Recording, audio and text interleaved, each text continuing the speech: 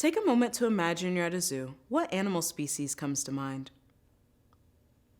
Was it a frog, salamander, or toad? I can almost guarantee the animal that came to your mind is a large, charismatic mammal. However, did you know the amphibian taxa suffers the greatest amid the extinction crisis? My work focuses on the transferability of assisted reproductive technologies, also known as ART, to aid in mitigating the challenges associated with the amphibian extinction crisis. Now you're probably wondering, well, what does that have to do with me? I don't like amphibians. Well, if you enjoy the great outdoors without those pesky mosquitoes, take part in drinking clean water, or simply believe we're stewards of this earth, then the amphibian extinction crisis should be on your radar as well.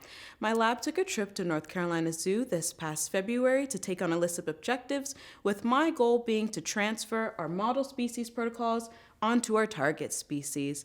The first objective we took on was a collection of gametes from an ornate chorus frog. The second objective involved a group of Carolina gopher frogs that had offspring that were crucial to a reintroduction program. However, they were not reproducing naturally in captive settings. And our last objective was more personal, involved a Colorado River toad who was increasing in weight and lethargic activities, and due to a spine deformity, she was put in isolation. Over the years, she stopped eating, and zookeepers believed it was best to put her down, but they're willing to give her one more try.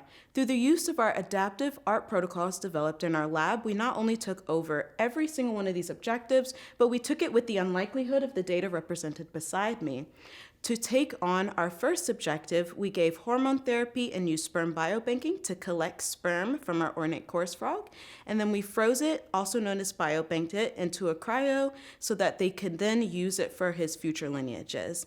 For our second objective, we used hormone therapy and in vitro fertilization to create a large enough hatchling size to then reintroduce back into the wild. And for our third objective, we first used hormone therapy to reduce the weight in our Colorado River toad, which ended up being a retention of egg follicles.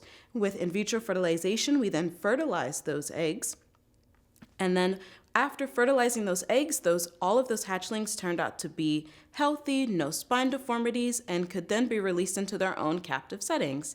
And through our work, we not only strengthen our relationships with zoos, but we also help wild and captive populations of amphibians as well. Through my work of focusing on one species at a time, one protocol at a time, I hope to further educate those who are on the fight to end the extinction crisis.